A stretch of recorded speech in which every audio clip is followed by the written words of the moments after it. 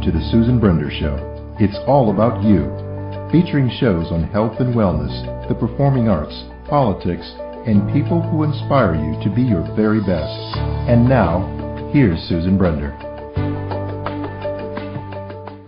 I'm Susan Brender, and this is the Susan Brender Show. I want you to take a listen to the bad boy of Chill Out. Now, let's find out a little bit more about him. He's a multi-award-winning composer and musician, and his name is Mark Barnes. Now, the bad boy of Chill will open your third eye, musically speaking. Okay, that's a great place to start. Now, come on, tell me, what is a third eye? This was a write-up that I had back in 2010, that was from a preview of my Alive CD that came out in 2012. The writer was out of a magazine, and I forget the exact magazine that he was with, was out of Los Angeles, and when he originally put it together, that was his opening line, and I was like, this is really just, it was very cool. And I thought, you know what, that needs to be the first part of my bio, and so it's stuck with me ever since. You know, you've been featured in numerous magazines, websites, including Shine On Hollywood Magazine, 2016, New Age Music World, all of these different magazines and various other kinds of communications, well, we'll call them communications tools. Now, what is it about Mark Barnes that sets you apart from anybody else, and why are they so interested in knowing about you? You know, I think the music is, first of all, it's the music. The music has a style all to its own. I definitely cannot consider myself like other people that I listen to. I have no formal training. So everything that I play is all from memory. It just comes from my heart. I've got a knack at bringing out the emotional level within the music. As such, I think people found that to be an exciting story, that I'm not a, Juilliard or a formally trained musician. I can't read music. I can peck something out. And as such, I think that really, that the music is so deep, brought about a story that they wanted to tell. Okay, that's a great opening for me because I want to hear a story about Mark Barnes. I want to know what was one of the most exciting, most adventurous, most interesting thing that you've ever done. Oh, my God. Relative to the music, it would have to be when I got my first opportunity to play the Los Angeles Music Awards back in 2008. That had come as a result of a Music Connection magazine review of my Awakening CD. The reviewer, who I later found out and did not know at the time of the review, was more into heavy metal and hard rock, should not have been reviewing New Age music to begin with. Pretty much lambasted the CD. And, of course, that just tore me apart. I'm like, oh, my God, I put so much into this, and they hate it, oh, my God. And, pretty much it was a good 3-day drunk.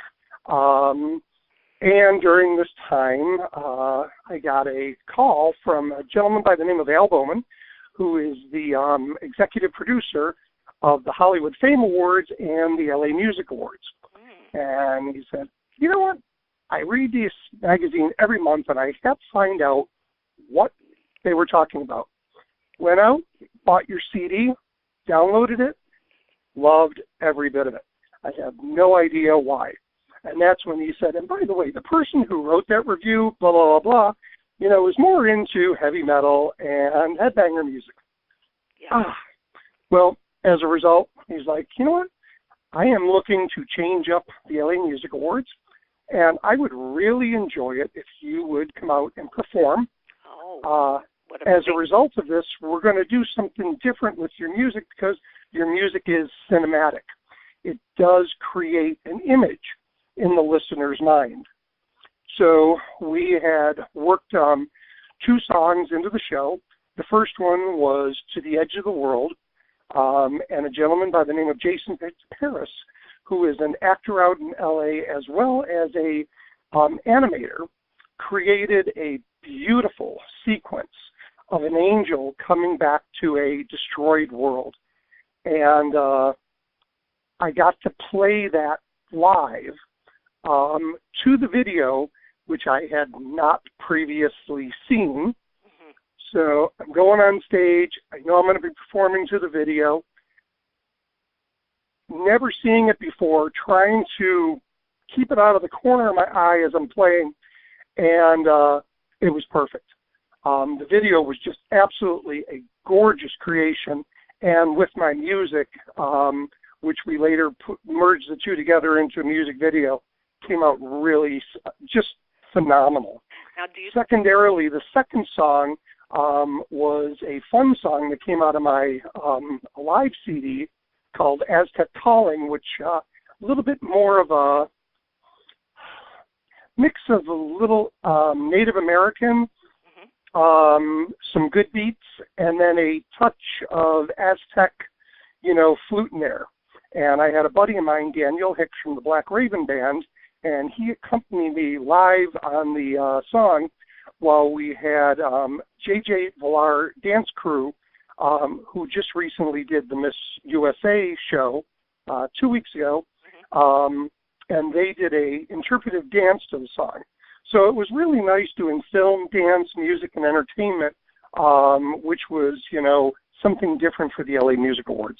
Do you consider yourself lucky, or do you consider yourself just so absolutely lucky? Okay, yeah. lucky. A lot of musicians, they're fabulous, but they don't have a chance. They try everything, they do everything they could do, and they just can't make it somehow. Now, there's got to be something about your music that I want to hear. Here's what I want to hear. I want to hear the process. What's the process of making your music? 3 o'clock in the morning, waking up, music in the head, sitting down at the keyboard, and boom, there's a song. I'm working on my 10th CD right now, and it's going to be called Once Upon a Time, with the exception of 2 songs, one which I wrote back when I was 15 and just have never found the chutzpah to record yet, which will go on the CD, and then another one which is still a little bit of a work in progress. Every other song on that CD has been composed and recorded. Basically composed within 5 minutes, recorded within a half an hour to 45 minutes. Amazing. Done, finished, and ready to go on the CD. This is something that always interests me. I think of, I'll be honest with you, I think of musicians like Cole Porter, musicians like Oscar Hammerstein, all of the icons, all of these people who years ago, they wrote hundreds of pieces. And I always think to myself, how is that possible? Is it something that goes on in your mind? Is it a genetic thing where, for example, your parents had some talent and you sort of adopted it to fit your needs? I mean, I just think that it's such a phenomenal thing to be able to do something like that. So what I want to know is, so you wake up in the morning and suddenly something hits you, and you play it, and you in your mind.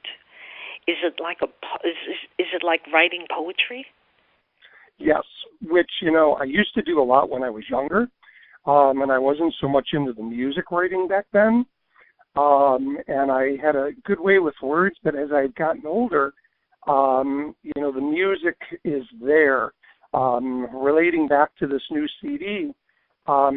I'm finding that I'm just going and sitting down at my keyboards, and then I'll start off and I have no idea where my fingers are going to go, but I just want to play around and see what comes out. And the fact that the last 10 songs that I've written for this CD have come, honestly, it's sitting down and it's playing a song that I've never played in my life, but I've just played it out complete. And it's like, okay, with a couple changes, I've got my song that I want. There's so much emotion in these songs. Honestly, I should have probably called it the 5-minute CD, but with what's coming out on this one, it is some of the best music. It's very emotional. I did lose my little girl. I had a little Shih Tzu. Her name was Lacey, and I lost her right before Christmas. And it was very, she was my companion, my little pride and joy. Yeah. And she was my little girl. So anybody who is really in touch with their pets will understand the emotional loss that comes as a result of that. Sure. As such, a lot of this music has been for her. The first song that came out was Lulu's Lullaby, and it is very sweet and very gentle. And you can hear the loss in the song. Can I ask the second one, Mark, yes. As you talk about the song, can you just give us a little of the notes, a little of the music in that song? Can you sing it? Can you talk? No. I promised everybody I don't sing because I never want to make people's ears bleed. Okay, give us a few words then. I want, I know you talked about the emotion, and it's an interesting thing that you mention emotions because I just read something that women have the emotions and men are just much more practical. So, but it's great. Yeah, I don't follow that one at all because it's just a lot of guys who really are in touch with, who they are. I can say that they probably have some really good ones too. And let's see here. I will give you, I can't really sing it since everything I do is strictly instrumental. But I can give you just a little touch. There we go.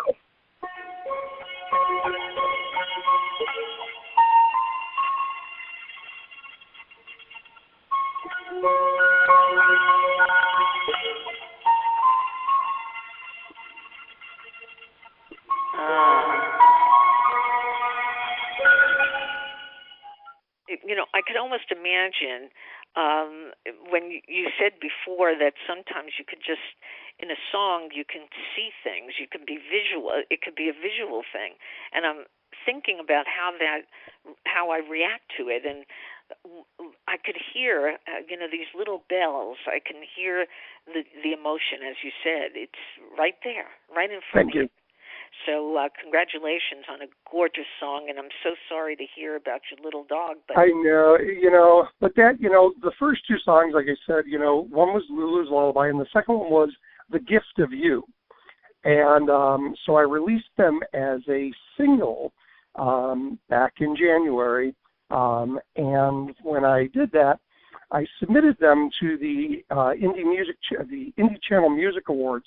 And The Gift of You won the Best Instrumental Male Artist for me just in April.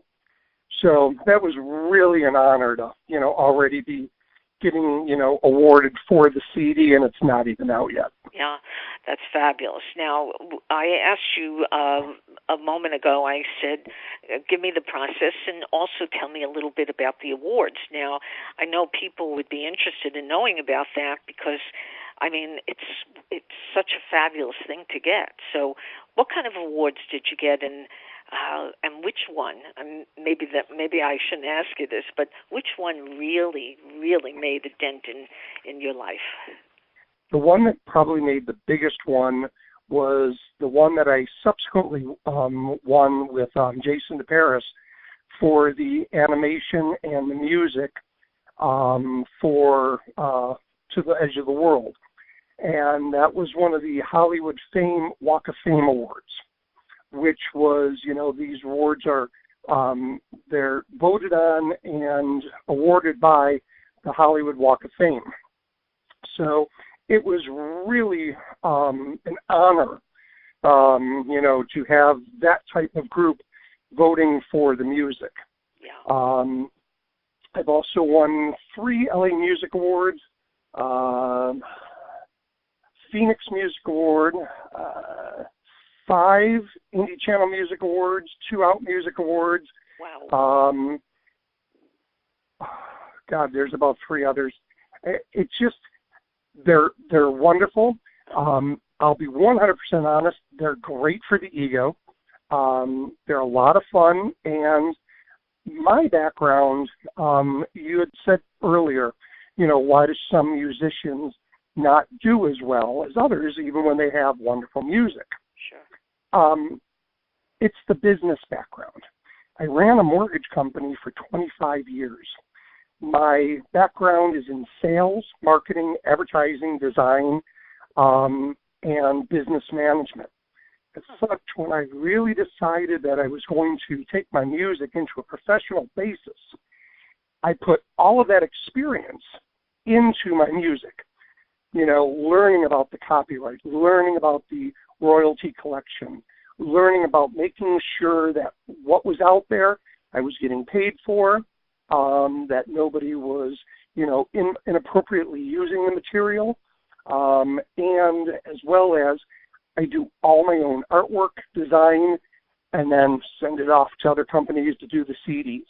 Wow. I think having that background and being able to do most of the process myself, I'm now being hired by other musicians to do that for them. Do the copyright, put the CDs together, make sure that I walk them down the road that they need to go to.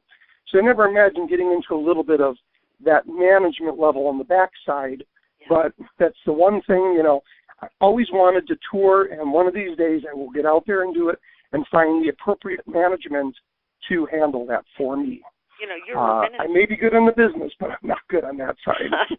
You're a Renaissance man, and when you're a Renaissance man, you can change the look, the feel, the idea of whatever you're doing. I mean, you can just try anything, and you've got the guts, and you've got the ego, and there's nothing wrong with having a big ego, by the way. Absolutely. It doesn't have. I mean, when you think about it, if you have a good ego, you can convince because you persevere, don't you? I do, but in the same respect, beyond the ego, you must always temper the ego with a massive amount of respect towards everybody that you come in contact with. Right. Respect is the ultimate key to being, I listen to other musicians and I'm thinking, oh my God, there's so much better than me. Oh, it's such a beautiful song. Oh, I wish I could write something like that. But when it comes right down to it, I do, in a completely different standpoint. That's right. So even I have all, the insecurities, but I know enough that it's like my respect back for what they do, I'm never better. Now, but we're equal. Yeah, but see, you just talked about the fact that you have all this experience in the business world, which has given you the opportunity to make this new career, if you will, successful. Now, why would you have changed what you did to music when you knew, and I guess you knew at that point, that it's one of the toughest things to get into, and also people might say to you, you're a mortgage guy, you're a business guy, marketing, PR. So, and now you're doing music? Did anybody ever ask you that? Yes. Burnout. 25 years of, babysitting staff and, dealing with whiny clients. And not all of them were whiny. Don't get me wrong, had a lot of wonderful clients over the years. But you know what? Everybody expects everything for nothing. And it just got to be the point where it was like the business was getting a little bit more difficult. Yeah. I was getting burnt out from doing it almost 25 years. And then we had what was called a market crash in 2005, 6, and 7. Wow. That was just enough for me to say, I'm done. You know what? It's time to try something different. Right. I always knew that I could go back onto my artistic design, my advertising, marketing, and website. So I thought, you know what? I'll do that part-time, but I'm going to put my focus full-time into my music and we'll see if it can really go. So in 2006, almost 2007, I worked really hard to put out my first CD in 2007, and then from there, it's been actually just a nice, constant walk. Everything's just been going forward. So now we're up to number 10.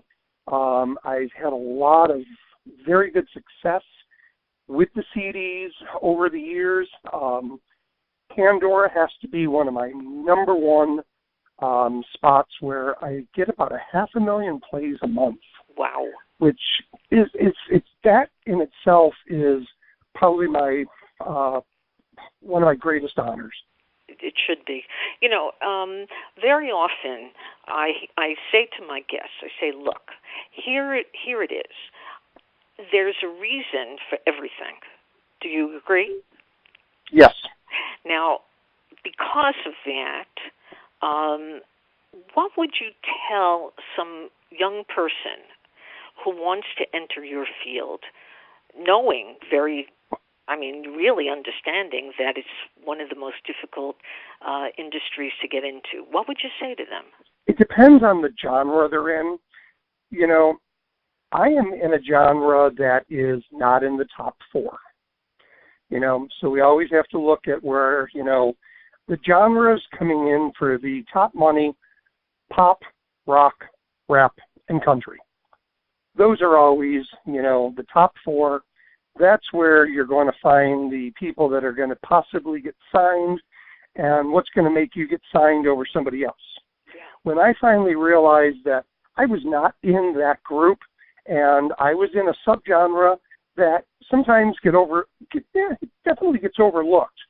But when I realized you ain't going to get signed, you know, this is not a type of business where, you know, people are out looking for musicians such as myself. What can I do to set myself apart? Mm-hmm. And secondarily, when I realized I didn't need to be signed, that I could do this myself, that put me into a completely different standpoint because I'm doing it for me. The fact that everybody else likes it, not everybody else, but the fact that a lot of people like my music, buy it, support me, that just makes it even more, you know, just sweet. Yeah. But I do it for me, ultimately, first and foremost. That is honesty, and I love hearing that. You're doing it for you, because when you do things for yourself, other people just gravitate to you. There's no question. Well, okay, now, if people want to get your stuff, I'm talking about your CDs, and if they want to get in touch with you and talk to you a little bit about, you know, what you do, how do they do that? I'm on all the massive sites. So, you know, Facebook, Twitter, Instagram, everything is Mark Barnes Music. And then my website, markbarnesmusic.com. And there's direct contact information there. There's booking information.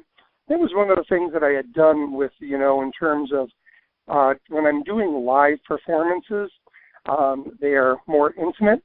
I've been asked to play out at various clubs and stuff like that, but I can't play, number one, in a place that allows smoking. But number 2, in a place that's loud.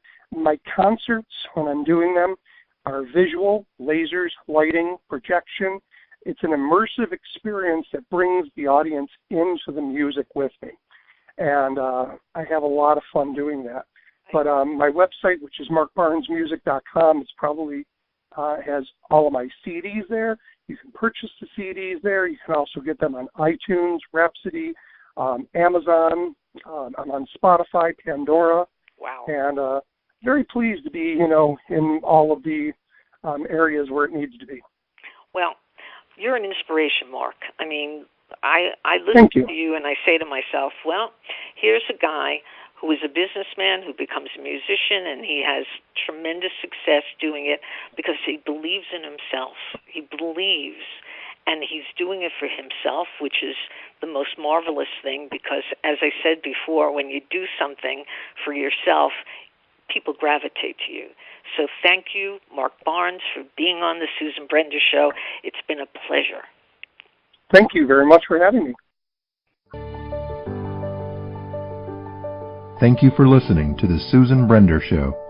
To be a guest, email sebrender@yahoo.com.